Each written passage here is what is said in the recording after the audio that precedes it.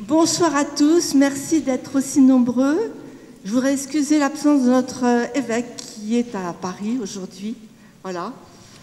Sœur Véronique Margron, nous vous connaissons tous, ou presque. Vous êtes prieure provinciale des Sœurs de la Charité dominicaine de la Présentation, théologienne moraliste, présidente de la conférence des religieux et religieuses de France, ancienne doyenne de la faculté de théologie d'Angers. Vous êtes aussi particulièrement impliquée dans le dossier des violences sexuelles dans l'Église. Merci Véronique d'être parmi nous ce soir. Vous avez accepté d'évoquer avec nous le thème de la conscience éclairée.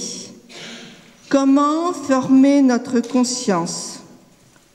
Cette boussole, cette petite voix intérieure, le centre le plus secret de l'homme, ce sanctuaire où il est seul avec Dieu et où sa voix se fait entendre, comme il est dit au chapitre 16 de Gaudium et Spes. Quels moyens pouvez-vous nous donner? Quels repères pour rechercher toujours mieux la vérité? Interviendront dans un premier temps 2 membres du collectif des Voix libérées, collectif qui s'est constitué à partir de nombreuses victimes de violences sexuelles d'un prêtre diocésain. Dans un dialogue, ils témoigneront de la conscience collective mise en œuvre dans ce cadre. Puis Véronique interviendra sur la conscience éclairée. Aussi aurons-nous une double vision, vision privée, vision sociale, sur la façon de discerner. Enfin, Gilles, qui est membre de la cellule d'écoute, a bien voulu assurer le fil rouge de la soirée pour assurer le respect du temps de parole et l'animation du temps de questions-réponses qui viendra à la fin de notre rencontre. Questions qui pourront être à l'oral ou à l'écrit. Voilà, je vous souhaite une très bonne soirée et puis merci d'éteindre vos portables. Je vais donner la parole à Christian et Nicolas. Des micros, oui. On va prendre l'autre là.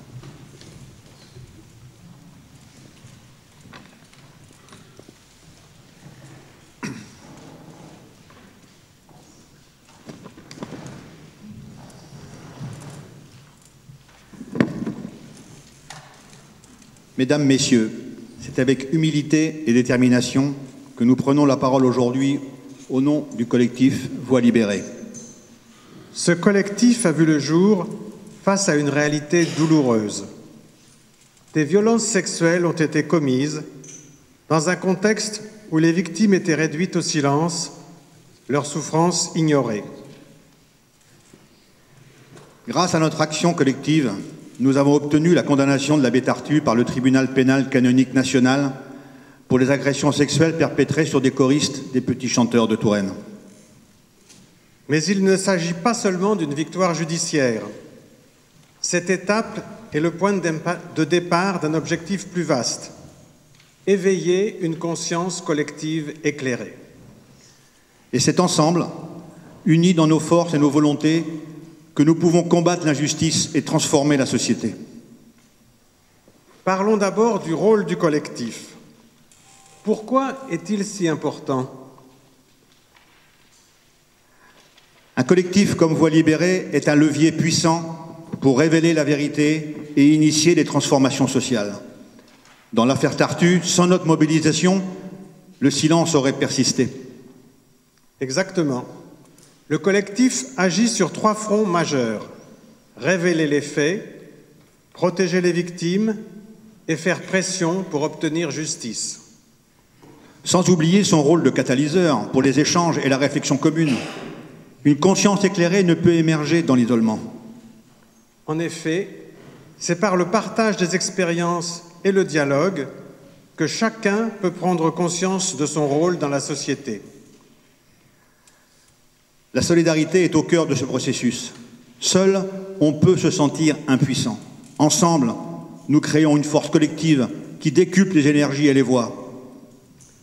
Dans Voix libérée, ce sont les récits des victimes qui nous ont unis. Mais plus encore, c'est cette conviction partagée, le silence favorise les abus. Et l'action collective peut briser cette omerta.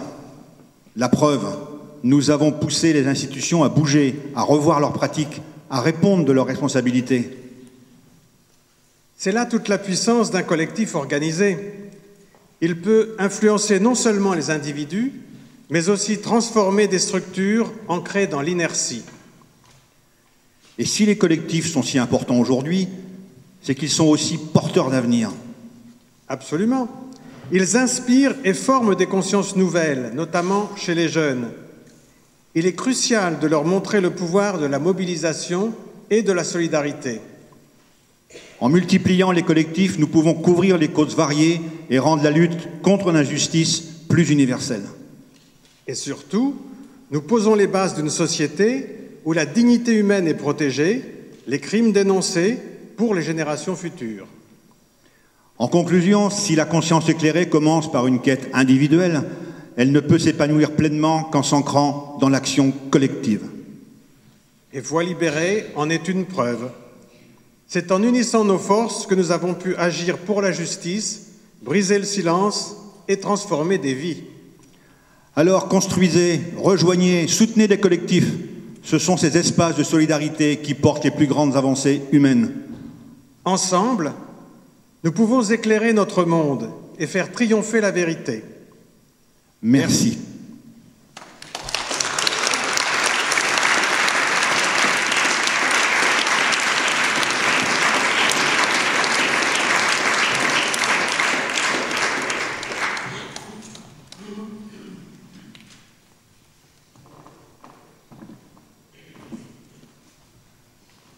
Merci beaucoup. À vrai dire, tout est dit, donc je pense qu'on pourrait passer au débat. Mais comme il paraît que ce n'est pas tout à fait la règle du jeu, vous allez quand même devoir me supporter quelques minutes. Mais je vais essayer, à ma petite mesure, de faire un pont avec ce qui vient d'être dit par nos amis du collectif Voix libérée. J'ai enseigné la théologie morale longtemps. Enfin, je suis vieille, enfin pas si vieille non plus, mais quand même longtemps. J'ai donc enseigné la question de la conscience et de la conscience éclairée pendant, je ne sais pas, peut-être 25 ans. Et quand je me suis mise à préparer pour vous, là, j'ai relu des choses et je me suis dit, mais qu'est-ce que c'est creux? Je vais vous dire pourquoi. C'est pas creux parce que la tradition serait creuse, loin s'en faut, et je vais en dire un mot. Encore moins notre héritage biblique.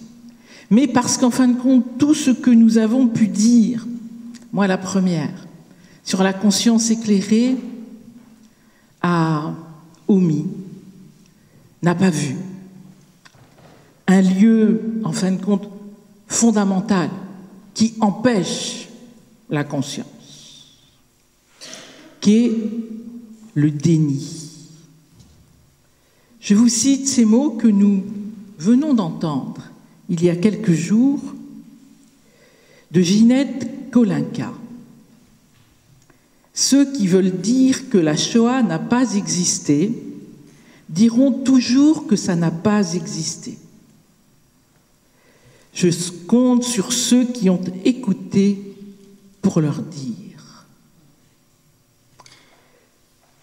Rappelez-vous, nous sortons à peine d'un procès terrifiant, d'un procès qui, je l'espère, a révulsé non seulement les femmes, mais les hommes. Et, à la barre, tel ou tel violeur de Gisèle Pellicot disait « Mais non, moi je ne l'ai pas violée puisqu'elle dormait. » Ou « Mais non, moi je ne l'ai pas violée puisque son mari me l'a proposé. »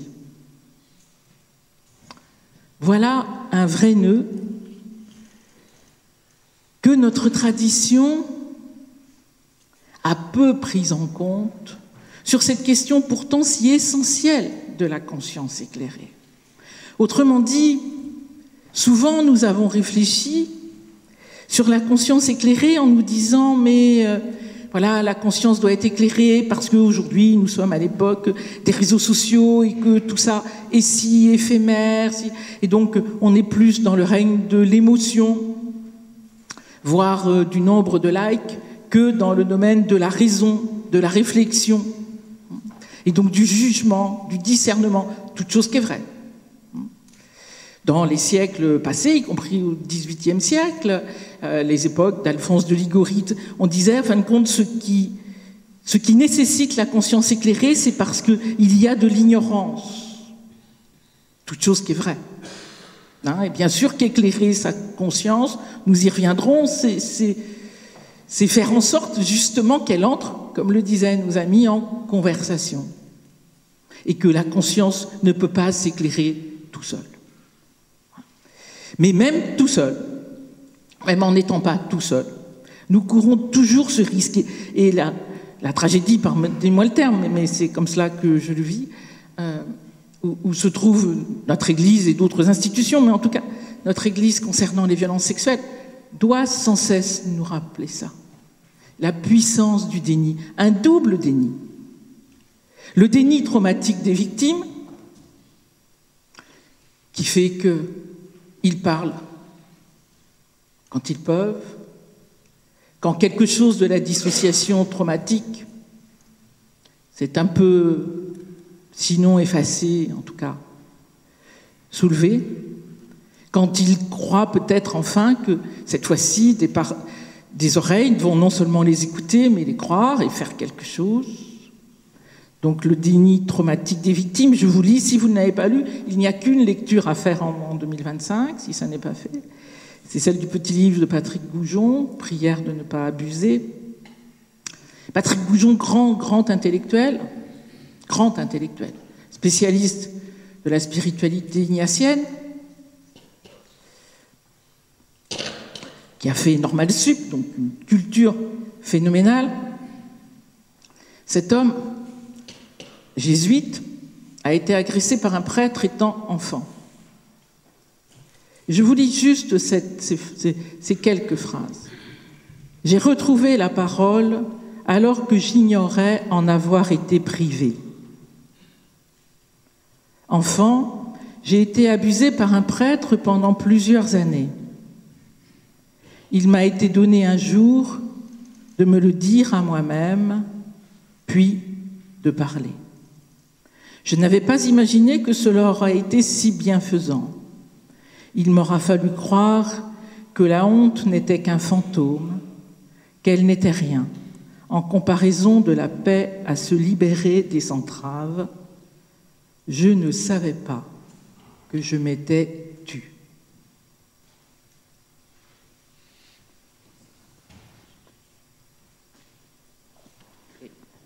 Un peu plus loin, si je retrouve ma page, mais c'est pas sûr. Non, c'est pas grave.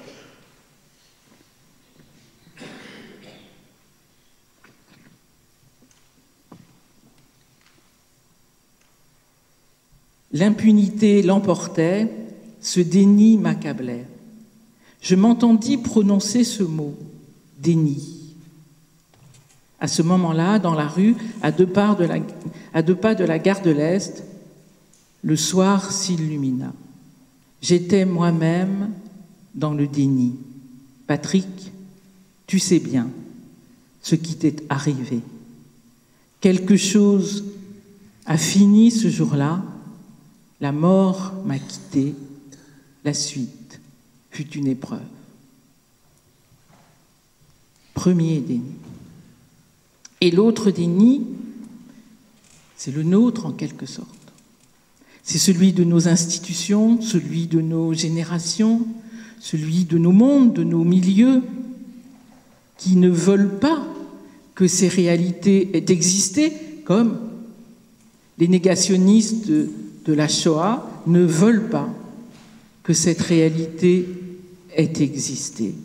Et ce déni-là a une puissance phénoménale. Souvent, je le compare à la marée. On croit qu'on l'a repoussé et il revient à la marée suivante. Et donc, former sa conscience, ça n'est pas seulement former sa conscience parce qu'il y aurait des opinions multiples. Ça n'est pas seulement former sa conscience parce qu'il faut essayer de grignoter sur les ignorances. Ça n'est pas seulement former sa conscience parce que, justement, à l'ère où tout est éphémère, prendre le temps de réfléchir, de converser, d'être dans ce que d'aucuns appellent une éthique de la discussion, de la conversation, tout cela est indispensable. Mais il faut bien voir l'enjeu qui est le nôtre. S'il s'agit d'éclairer sa conscience, ça n'est pas pour devenir des génies, ça n'est pas pour croire que nous possédons la vérité, c'est pour enfin nous rendre responsables. La finalité de la conscience éclairée, c'est d'être responsable de ce qu'on fait et de ce qu'on ne fait pas, mais qu'on aurait dû faire, ou qu'on devrait commencer à faire, quels qu'en soient les domaines.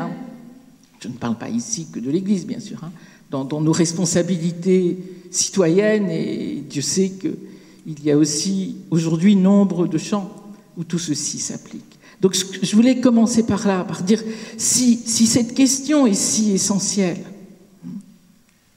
c'est pas seulement pour avoir des convictions un peu argumentées, ça oui, mais c'est pour être responsable. Voilà. C'est pour vivre en responsabilité et ne pas toujours penser que la responsabilité relève des autres qui n'ont pas fait, des autres qui n'ont pas vu, des autres qui n'ont pas agi, etc., etc. Chacun avec les responsabilités, pour le coup, institutionnelles qu'il porte.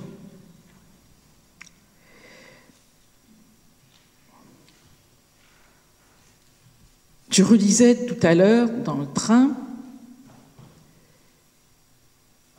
cette parole, ce propos terrifiant d'Eichmann à son procès.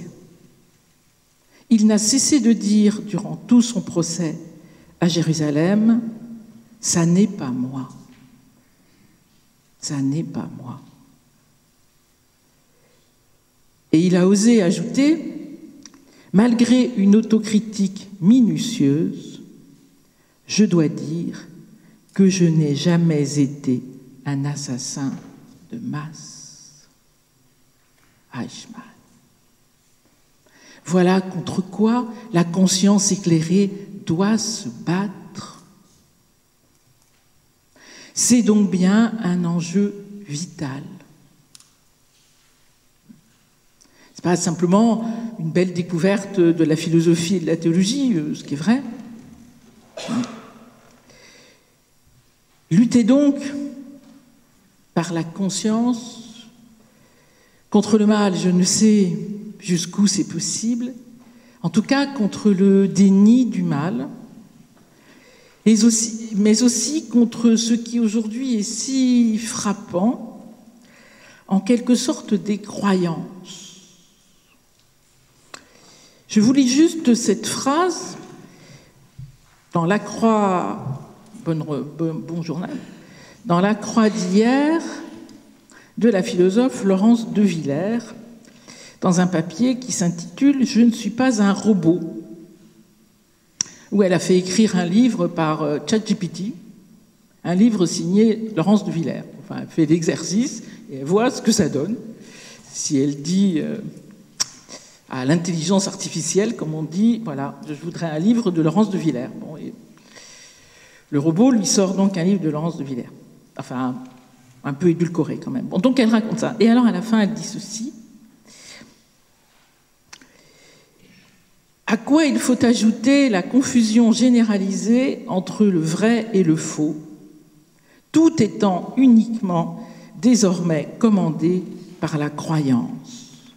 On ne juge plus, on croit.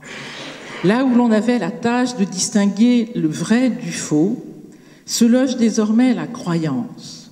Pas la foi, la croyance, que la terre est plate, que Trump a été sauvé par Dieu, que l'Ukraine appartient à la Russie, que les hommes sont plus intelligents que les femmes, etc., etc. Le temps des débats d'opinion est révolu. On n'assiste plus désormais qu'à des combats de croyances. Tout est non pas politisé ou polarisé comme on l'entend, mais ramené au fait d'y croire ou pas.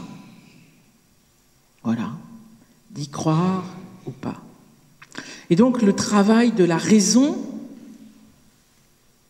de la conscience, de la réflexion, de la conversation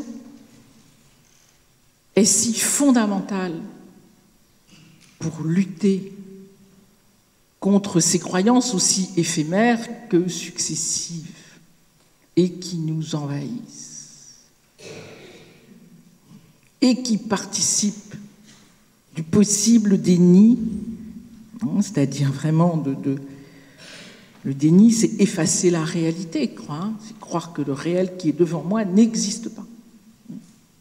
Ce qui était le cas pour notre Église, par exemple, du caractère systémique des violences sexuelles. Non, ça n'existe pas. Il y a des méchants, là comme ailleurs, mais un caractère systémique, ça n'existe pas. Eh bien si, bien malheureusement, ça existe. Donc vous voyez, c'est pas seulement une question, encore une fois, philosophique ou théologique, non, c'est une question aujourd'hui dans nos sociétés, dans notre Église, dans nos sociétés, là où nous vivons, essentielle. Qu'est-ce qui va faire que nous puissions lutter contre du déni, contre de la dénégation? Qu'est-ce qui va faire qu'on lutte contre en tout cas qu'on se garde, autant que faire se peut, de ce phénomène des croyances? Voilà ce que je voulais vous dire. Il me semble qu'une société, devient humaine, ou en tout cas se fait plus humaine, à partir du moment où elle se rend réellement responsable moralement, ce qui n'enlève rien aux responsabilités légales de certains plus que d'autres. Alors, ça va? Je ne vous ai pas encore plombé la soirée? Bon, très bien. Donc,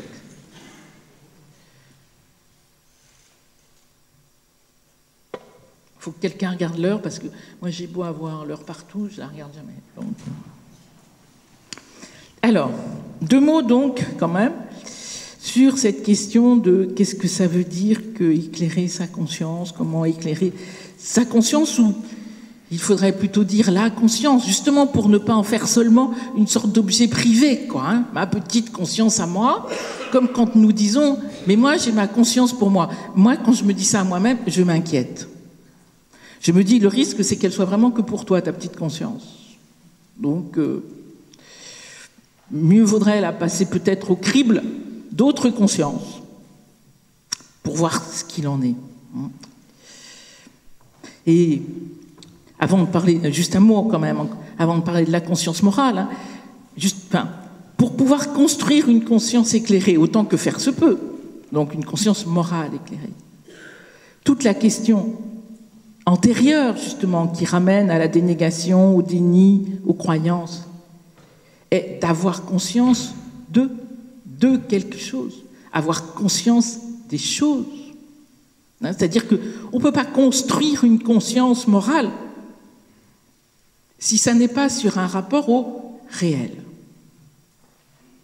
Avoir conscience du réel, avoir conscience des souffrances de tel ou tel, avoir conscience de la complexité des situations humaines qui ne sont jamais en blanc et en noir, qui ne sont jamais simplistes.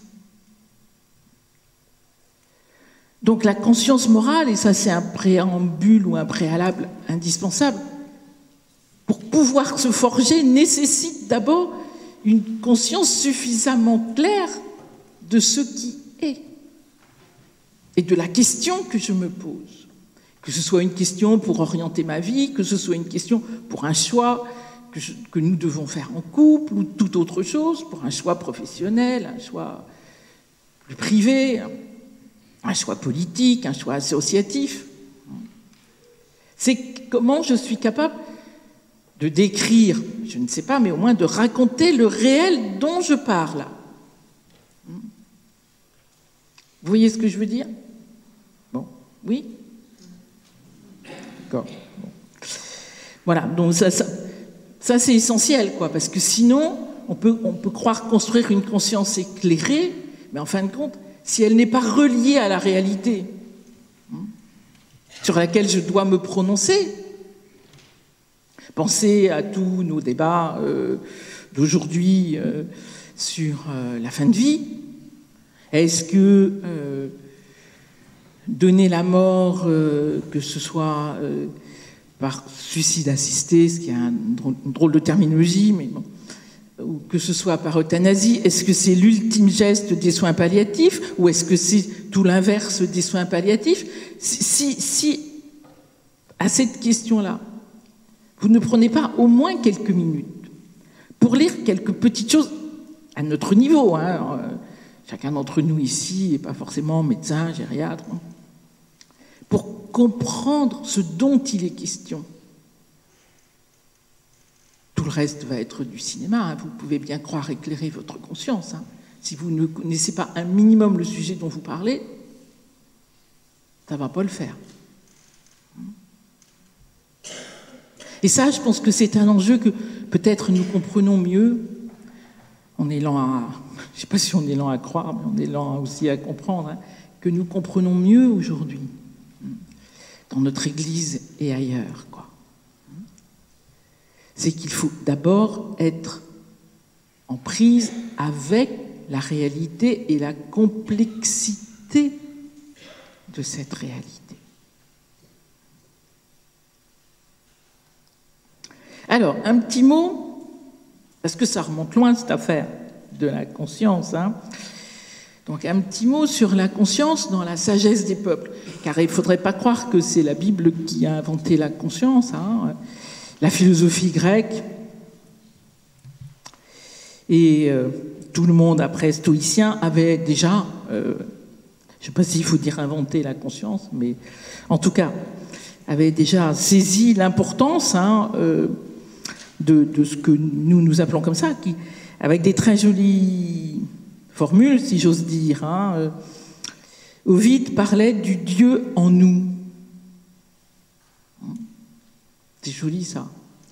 Le Dieu en nous. Ou Sénèque, Dieu près de toi, avec toi, en toi. En nous habite un Esprit Saint, écrit-il dans sa lettre à Lucilius. En nous habite un Esprit Saint qui observe le bien et le mal. Donc la sagesse antique a toujours su, compris, élaboré qu'il y avait en tout homme une voix VOX, hein, comme dira le Concile, une aptitude intérieure à juger des choses. Et que cette aptitude intérieure fait partie de ce qui unifie l'humain. Ce qui fera que tout au long de la tradition, y compris là, de la tradition théologique, de la tradition chrétienne, d'Augustin à Thomas d'Aquin, puis à Alphonse de Liguori au XVIIIe siècle, au XVIIe, XVIIIe siècle, tout ce petit monde dira toujours que la conscience fait partie de ce qui tient l'humain en un, qui fait de lui une unité. D'où les fameuses formules que mieux vaut suivre sa conscience éclairée, sa conscience, ça c'est mieux éclairée, sa conscience erronée, que par exemple suivre un ordre. Des fois ça fait du bien de se rappeler ça. Et si mieux vaut suivre sa conscience même erronée que de suivre un ordre qui, donc sous-entendu, serait lui pertinent, C'est tout simplement parce que si vous ne suivez pas cette conscience, alors vous vous brisez en deux, puisque vous faites quelque chose contre vous-même. Alors évidemment, tous les auteurs diront dans la ligne qui suit, et c'est ce que dit aussi le numéro 16 de Gaudium et Spes de la Constitution conciliaire. Évidemment, dans la ligne qui suit, on dit, oui, mais il faut éclairer sa conscience. Oui, c'est mieux. Et on est prié de ne pas garder, si j'ose dire, en tout cas, de ne pas laisser une conscience erronée comme si on pouvait s'en satisfaire. Mais voyez, ce sur quoi je vais insister là, c'est ça, c'est ce point que raconte déjà la sagesse antique, qui est que la conscience, c'est, comme dira le Concile, un sanctuaire. Et donc, c'est un cœur de l'humain. Mais vous voyez bien, au regard de notre histoire, de l'histoire du XXe siècle, de l'histoire de tous ces massacres, de l'histoire de la Shoah, de nos histoires aujourd'hui, de l'histoire des Khmers rouges, mon Dieu, on en aurait beaucoup, que dire cela, qu'elle est un sanctuaire, que c'est magnifique et c'est nécessaire. Mais vous voyez bien que cette conscience peut être non pas erronée, mais peut être aveuglée. Et il me semble que c'est cela que notre siècle, ou héritier tragiquement du précédent, et de tous les crimes de masse du précédent, et de celui qui commence, dont nous avons plus conscience. Oui, il faut travailler pour qu'elle soit la moins erronée possible, mais il faut aussi s'interroger sur comment peut-elle ne pas être aveuglée. À l'heure de tant d'influences et d'influenceurs, mais aussi parce que le réel est si douloureux que nous avons une pente quasi automatique à le dénier, à faire comme si il n'existait pas. Et ça, les crimes dans l'Église, j'ose espérer qu'au moins ils nous auront appris cela. Donc faire face. Qu'est-ce qui va faire face à la conscience aveuglée? Et là, en effet, il y a 1000 choses, comme pour toute chose. S'il n'y avait qu'un chemin, tout le monde l'aurait trouvé depuis longtemps. Mais bien sûr qu'il y a le travail, l'étude, la confrontation, l'écoute du réel par celles et ceux qui le vivent, quels qu'ils soient. Et puis, la conversation, l'argumentation, la conviction modeste.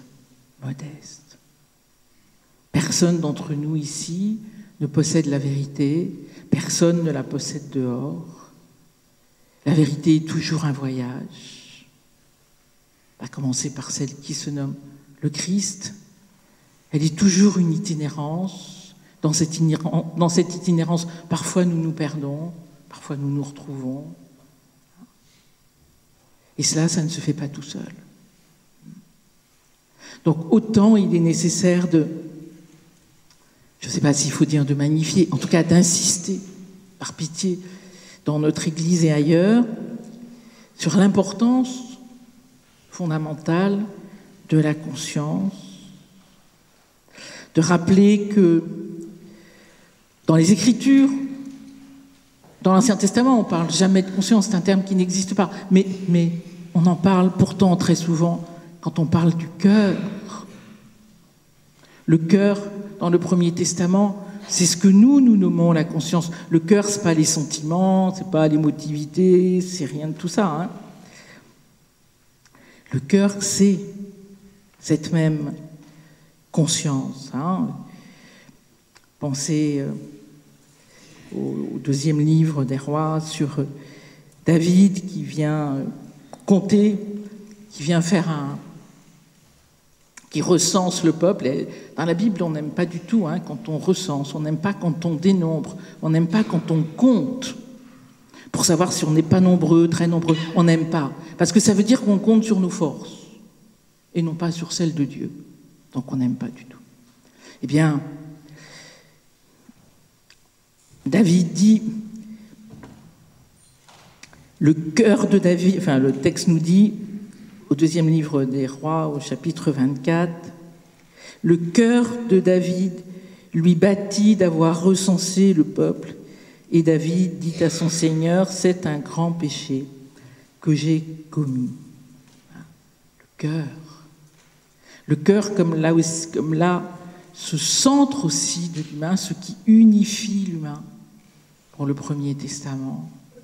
Le cœur qui tient ensemble les sentiments, la raison, la volonté, la foi. Dans le Nouveau Testament, mais ça, peut-être vous vous en souvenez, hein, on va trouver la conscience surtout dans le corpus de Paul. Hein,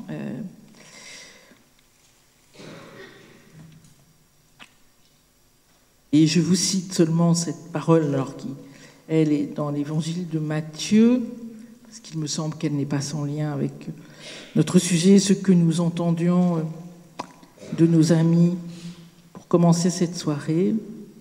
Si quelqu'un doit scandaliser l'un de ces petits qui croient en moi, il serait préférable pour lui de se voir suspendre autour du cou une de ces meules que tournent les ânes et d'être englouti en pleine mer.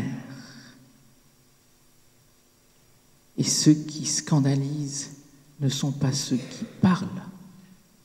Ceux qui scandalisent sont ceux qui commettent le mal contre les petits. La conscience, c'est là qu'elle est. La conscience de là où est le scandale. Là où est ce qui fait tomber l'humain, ce qui le fait chuter, hein, ce qui est l'origine en grec du terme scandalon. Donc, une tradition biblique qui, reprenant, ou antérieure pour ce qui est du Premier Testament, mais dans la même veine que la sagesse antique, manifeste que le cœur, cette voix intime, cette aptitude intérieure, tout cela est ce qu'il y a de plus précieux en l'humain.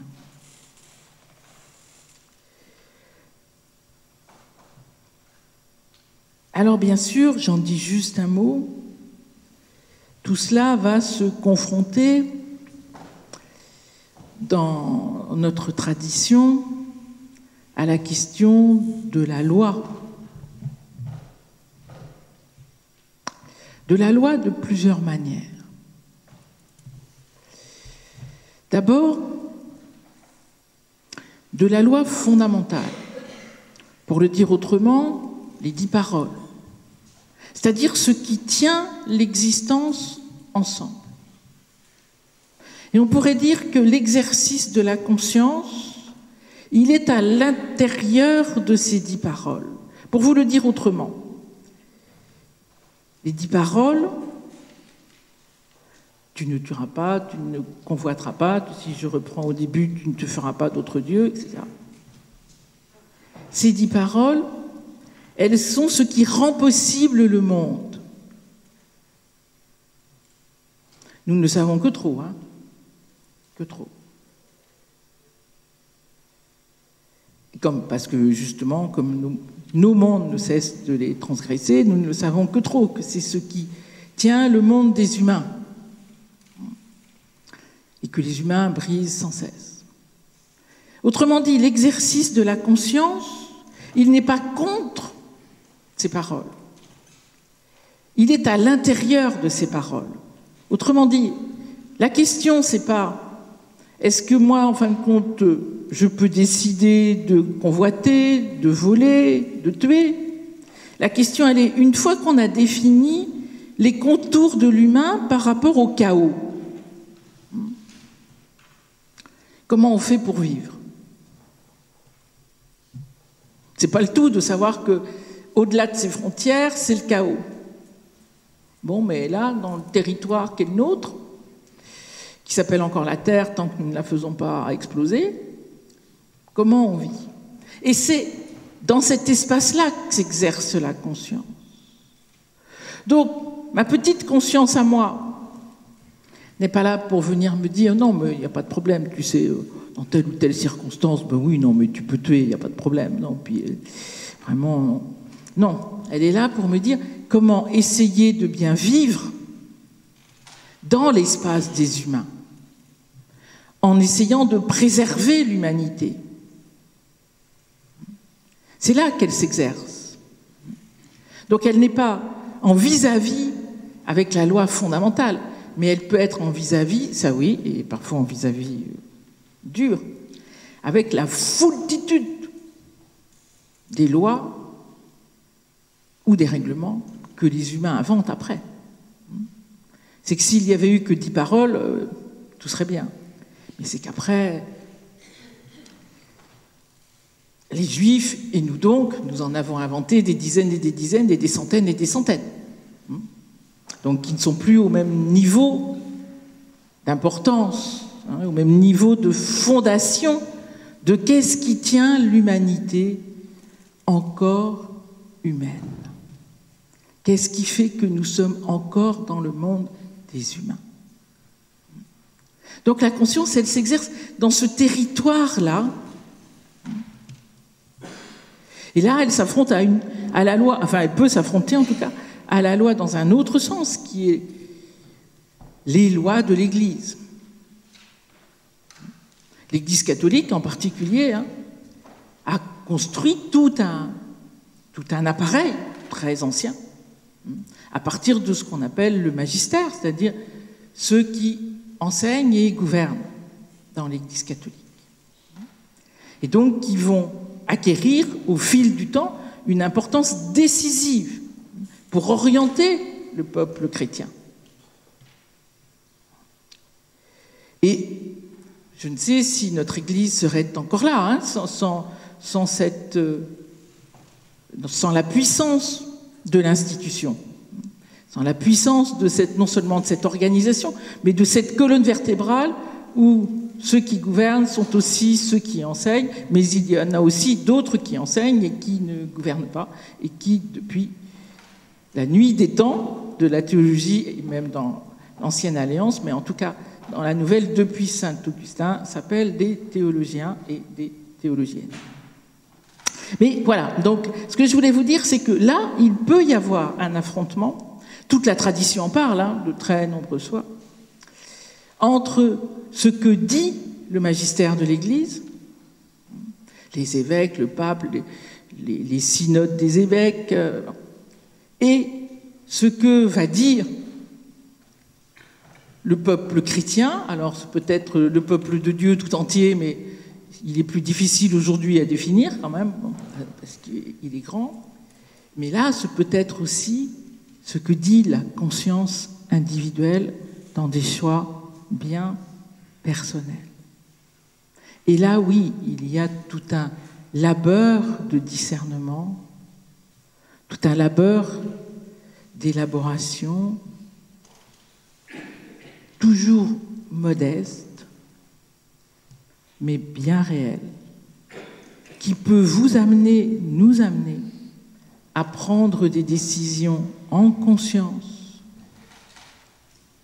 qui pourtant ne sont pas en adéquation avec telle ou telle loi du magistère de l'Église catholique.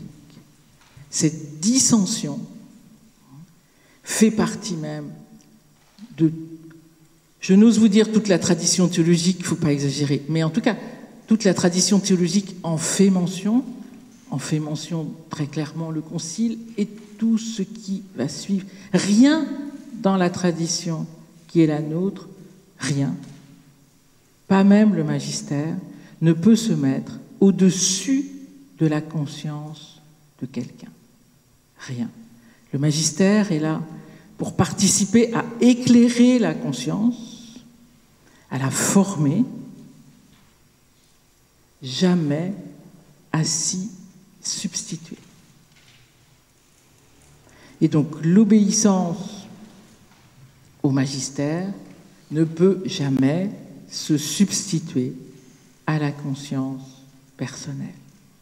Mais en contrepartie, la conscience personnelle ou collective est dans l'obligation de remettre sur le métier sa réflexion, de comprendre pourquoi elle est en désaccord, d'essayer autant que faire se peut de réduire ce désaccord, si c'est possible. Et en tout cas, de ne jamais penser quelle serait, elle, la conscience personnelle, la nouvelle loi à l'encontre ou contre celle posée par le magistère de l'Église. Est-ce que ça va? Bon, je n'ose pas vous dire que j'ai dit essentiel, mais oui. Voilà, c'est un point très délicat, parce que ça peut être très facile de dire « oui, mais moi, ma conscience, elle me dit de faire ceci, donc ce que raconte l'Église, j'en ai rien à faire ». La conscience, c'est tout le contraire, quoi. Enfin, la conscience, c'est pas un instinct. Ça se saurait, hein. Si c'était un instinct, je vous assure, le monde se porterait mieux. Hein. Donc, c'est pas du tout un instinct. C'est pas un sentiment. C'est pas une vague émotion. C'est pas une opinion, hein, qui, elles, sont tellement passagères. C'est une intime conviction, comme on dirait dans un autre monde, et une intime conviction qui connaît ses failles, c'est-à-dire qui connaît sa précarité en quelque sorte. Hein. Mais si c'est elle qui doit décider, eh bien, elle doit décider en responsabilité. Et personne ne peut venir juger de cette conscience-là. Absolument personne.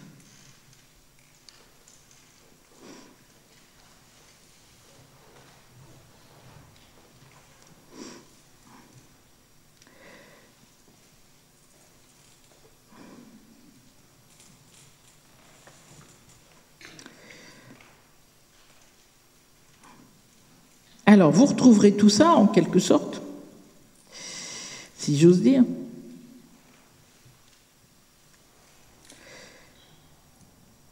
donc dans le fameux numéro 16, que rappelait Armel tout à l'heure, de la Constitution Gaudium et Spes du Concile Vatican II. Je vais juste vous lire, et on va... Enfin non, je vous dis, juste. Au fond de sa conscience, l'homme découvre la présence d'une loi qu'il ne s'est pas donnée lui-même, mais à laquelle il est tenu d'obéir. Cette voix, qui ne cesse de le presser d'aimer et d'accomplir le bien et d'éviter le mal, au moment opportun, résonne dans l'intimité de son cœur. Fais ceci, évite cela. Car c'est une loi inscrite par Dieu au cœur de l'homme, sa dignité est de lui obéir, c'est elle qui le jugera. La conscience est le centre le plus secret de l'homme, le sanctuaire où il est seul avec Dieu, où sa voix se fait entendre. C'est d'une manière admirable que se découvre à la conscience cette loi qui s'accomplit dans l'amour de Dieu et du prochain. Vous voyez, c'est magnifique. Mais en même temps, comment ne pas sentir, aujourd'hui en tout cas, hein, je pense que les pères conciliaires n'étaient pas dans ces circonstances, mais comment ne pas sentir aujourd'hui de dire que la conscience est le centre le plus secret de l'homme? Oui, mais en même temps, on voit bien qu'il faut pas trop en rajouter, si j'ose dire. Parce qu'en même temps, pour être éclairé, la conscience a besoin d'autrui, et de beaucoup d'autrui. Pour nous, catholiques, ou pour ceux parmi nous qui le sont, de la tradition de l'Église, de la lecture biblique avant tout, de l'interprétation des Écritures, de la tradition du magistère selon les questions que nous voulons ou que nous avons à traiter. Tout cela, oui, mais nous avons autant besoin d'autres sagesses pour éclairer notre conscience.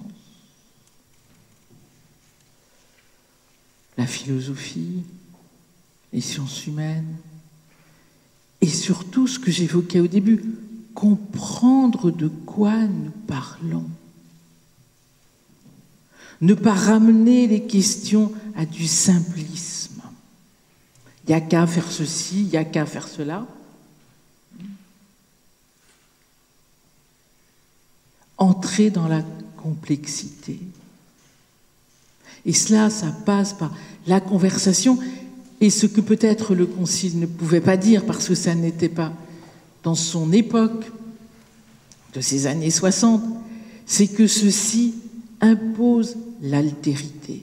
Ceci impose de parler à des gens différents de soi et non pas à être dans cette situation où on se conforte toujours avec les mêmes.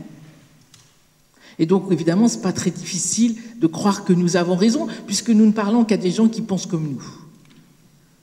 Donc, en général, ça nous réconforte, mais ce n'est pas sûr que ça nous éclaire. Donc, peut-être ce que nous découvrons si tragiquement, et du XXe siècle, et de ce que nous vivons aujourd'hui, y compris dans notre Église, c'est cela. C'est que pour sortir du déni, pour être des femmes et des hommes en responsabilité dans notre Église et dans cette société, eh bien, il faut se confronter à l'altérité. Il faut se confronter à d'autres pensées que les nôtres, à d'autres convictions que les nôtres, du moment, parce que cela est le cœur, que chacun accepte d'écouter l'autre, du moment que chacun accepte d'argumenter, et non pas d'invectiver, ni de dire « moi, c'est ça que je crois hein, », comme le disait Laurence de Villers dans son papier. Donc, puisque je le crois, puisque je crois que la Terre est plate, puisque je crois que la Shoah n'a jamais existé, écoute, que tout ça n'était qu'un petit détail de l'histoire. Bon. Donc voilà, la condition sine qua non, ça suppose l'éthique de la discussion, de la conversation. Qu'on se respecte. Et c'est seulement ainsi, je crois, que la conscience peut s'éclairer, parce qu'elle cherche ensemble, parce que nous cherchons ensemble. En tout cas, pour tout ce qui est des questions du bien commun de nos sociétés, que nous partageons avec tous, c'est-à-dire qui ne relèvent pas plus des catholiques que des athées, que des adorateurs de je ne sais quoi, que nous partageons ensemble, parce que c'est un bien commun, justement. Donc comment organiser cela Il y a quelques années, vous avez peut-être suivi ça, ça commence maintenant à remonter à force. Dans je ne sais plus quelle loi de bioéthique, parce qu'à force, on les empile, mais l'État ou le Comité national d'éthique, je ne sais plus très bien, mais en tout cas c'était organisé par le Comité national d'éthique, avait organisé des débats citoyens dans les régions. Mais ça, c'était extraordinaire. Puisque c'était je ne sais pas si c'était toutes les régions de France, mais en tout cas, dans un certain nombre de régions de France, pouvoir aller débattre, il me semble que c'était déjà sur la question de la fin de vie, mais peu importe là, et d'amener des compétences, parce que encore faut-il comprendre de quoi on parle, d'amener des compétences, des gériatres, des chercheurs, des ceci, des cela, des sociologues, etc., etc., etc. Et puis après, d'organiser la discussion des citoyens, des gens, de vous et moi.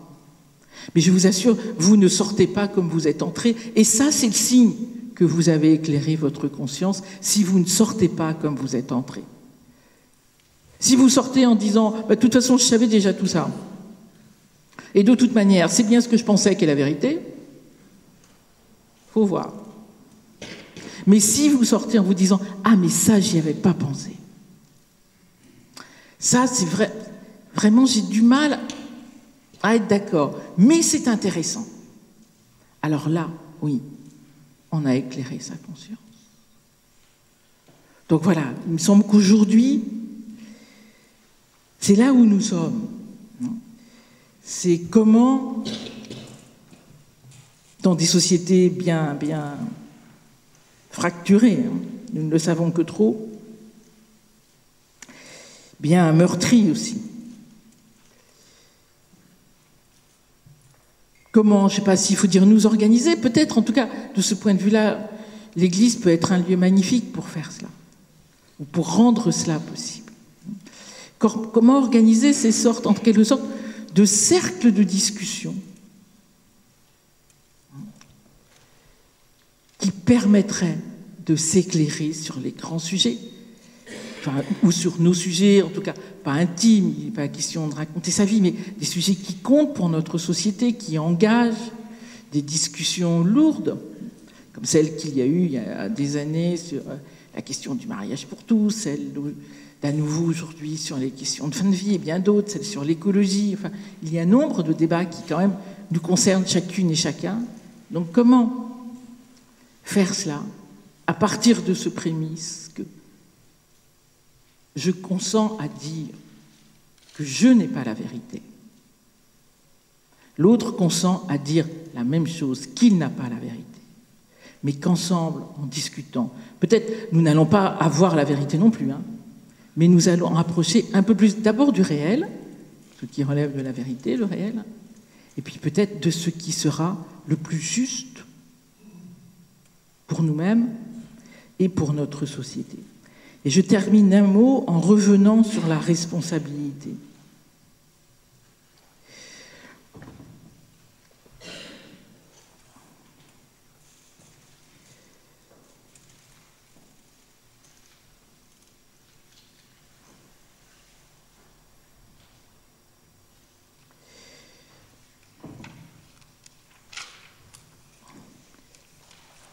Le philosophe Marc Crépon, qui a beaucoup travaillé la question de la responsabilité, la question des violences,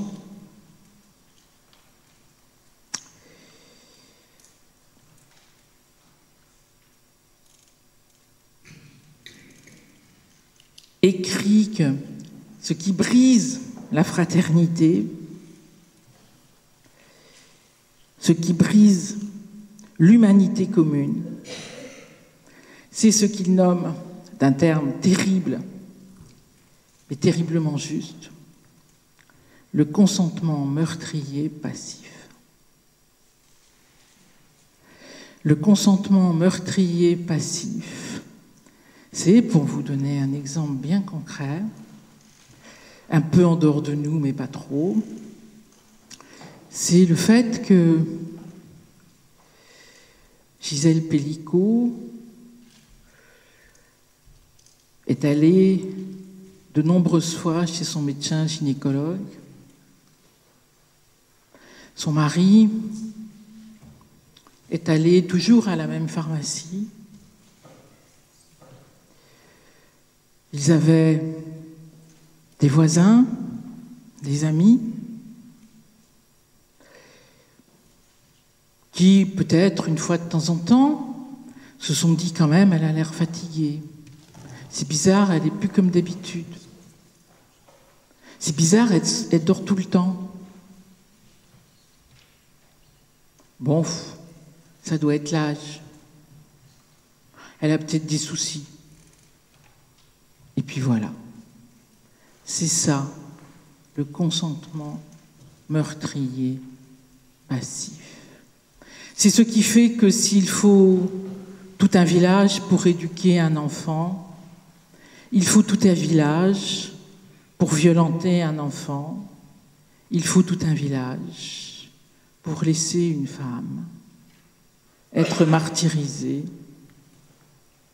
par son bourreau quotidien et par des dizaines et des dizaines d'autres, tout ça qui ne se passe pas sur une île déserte, mais au cœur de nos sociétés, d'un quartier, d'une famille, bien comme il faut.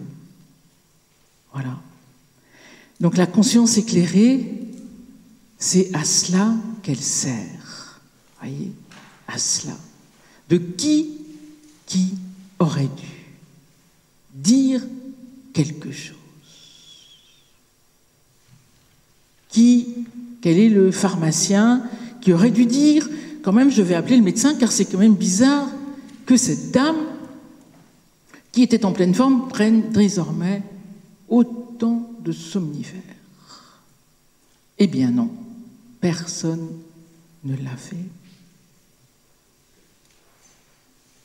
Ouais. Et cela, c'est la question posée à chacune et à chacun d'entre nous. Vous avez dû voir, lire. Qui a rendu possible l'arrestation de cet homme? Un vigile d'un grand magasin qui a vu Dominique Pellicot prendre des photos sous les robes des femmes et qui, plutôt que d'aller le voir et lui dire « Monsieur, quand même ça se fait pas », a appelé la police. Voilà l'homme à la conscience éclairée.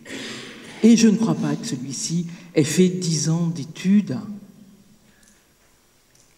mais c'est pourtant lui dont la conscience était éclairée. Je crois que voilà, tout ça, ça doit nous travailler dans la petite chambre de bonne pour nous dire, voilà, la conscience éclairée, c'est pas réservé à... Non, c'est qu'est-ce qui va faire que nous soyons des femmes et des hommes de responsabilité pour nos vies personnelles.